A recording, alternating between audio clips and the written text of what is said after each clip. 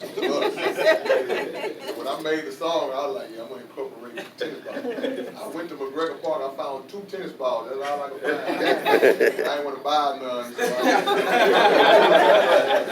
but that used to be the style back in the days. That's why we had the tennis balls. All right, so I got a, what's up, brother? What's up, brother? I got a comment and a question, man. Well, I'm Kenyatta, so for those you don't know, but so thank you first and foremost for your efforts. You know, the great music.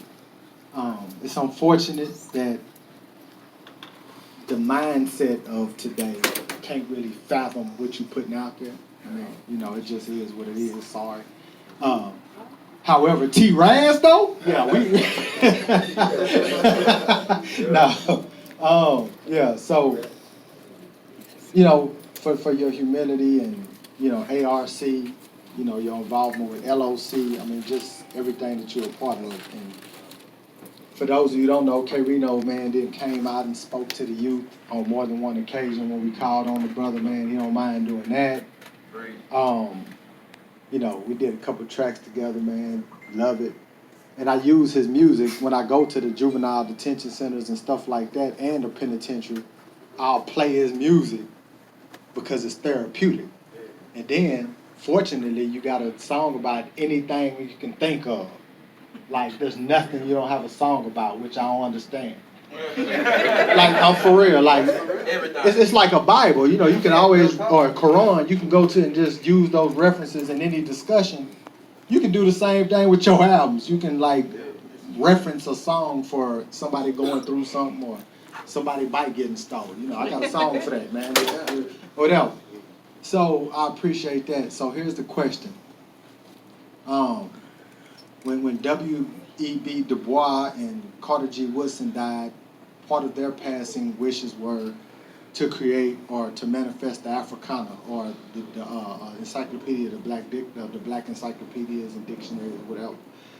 So for K-rino, the K-rino in terms of your legacy, you know, and SPC legacy, are we gonna see a SPC shopping strip, kind of like a Nipsey Hussle strip like that? You know, are we gonna see a SPC shopping strip or a SPC Towers?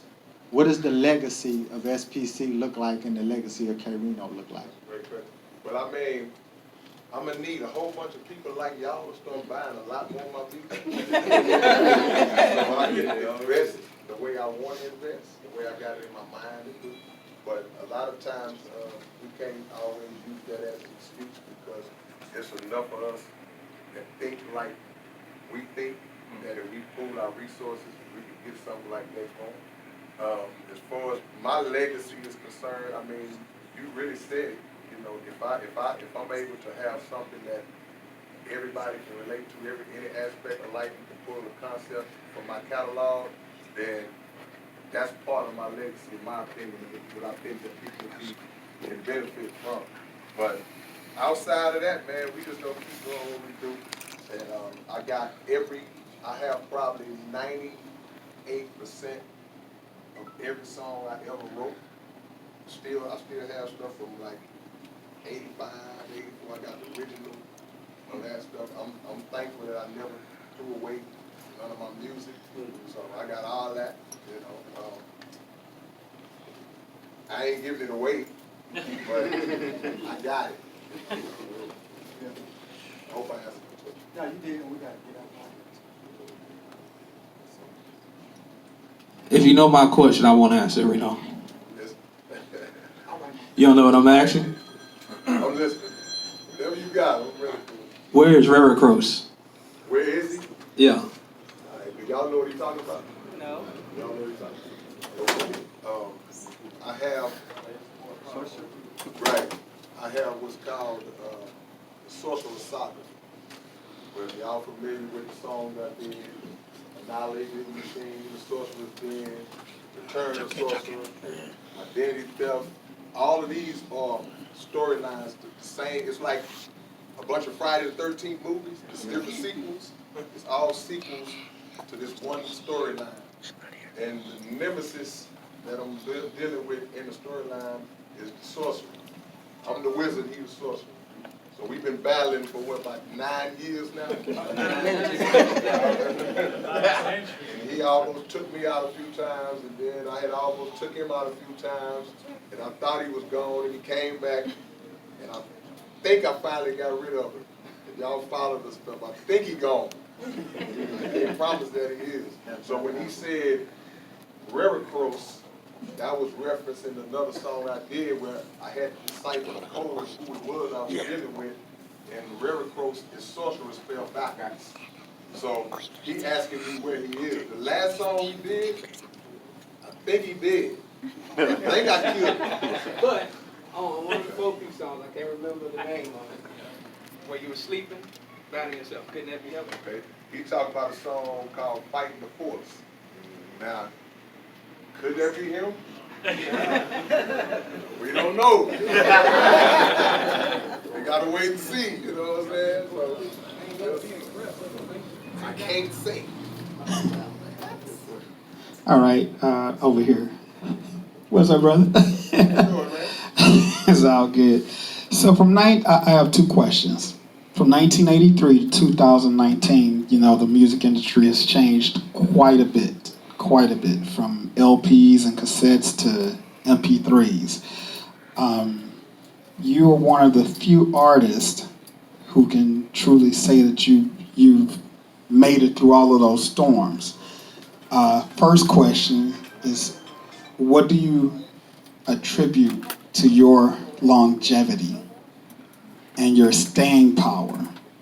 And second question, are there any artists in Houston that you haven't worked with that you would like to work with? Well, the first question is that just being motivated doing the music is one of the main things I attribute to the staying power, but also, like we said earlier, just keeping an eye on what's going on in the world and know what to write about. See, the key to anything that you do is to be on time when you do it. You can do something that's good, but it's out of season. You're not doing it locked into the time that it needs to be done. So it may not get the same effect, even though people might appreciate it. So what I try to do is not be one of those old school rappers now who always to get off my lawn type of old rapper. I work, the majority of the rappers I work with are young rappers now, 20s, 30s. I work with a lot of young artists. So even though we might have different styles, we still come together and link up and work together, and they introduce me to their fan bases. I introduce them to mine. So we kind of bridge that gap. So I think that's one of the things that keep me going. Plus, you have to, within yourself, know how to evolve with the times. I can't, just like we was talking about some of my first raps, I can't still be rapping like that in 2019. You know, I can't be, yes, sure, I can't do that. You know, look at me like I'm crazy. You gotta evolve and you gotta grow within your artistry. But, you know, what's the second question? Are there any artists that you haven't worked with that you would like? In Houston? In general? Yeah, in Houston, I work with pretty much everybody. You know, I work with Face.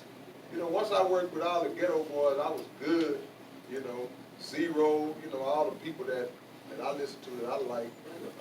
Boys, man. You know, look, four working big. But there's a lot of artists that I have worked with in Houston pretty much, but I can't think of just one in the city that I would do. I work with Vaughn. I wish I could have did something with Pep C. You know, me and Pep, we knew each other, but we never worked together. So, I mean, I would have to take it outside of Houston, and I would have to take it outside of rap. If the planets lined up and I got Stevie Wonder on the song, you know. That's the best I can say, though. Hey, K-rino, first you already answered the first question I had. So the second question is, what is your inspiration for the Sorcerer's Saga? Man, it came from the beat. I got a homie, man, that used to send me tracks all the time, and he's from Virginia, and he sent me the beat, and I heard the beat. The first song was The Sorcerer's Den, And when I heard the beat,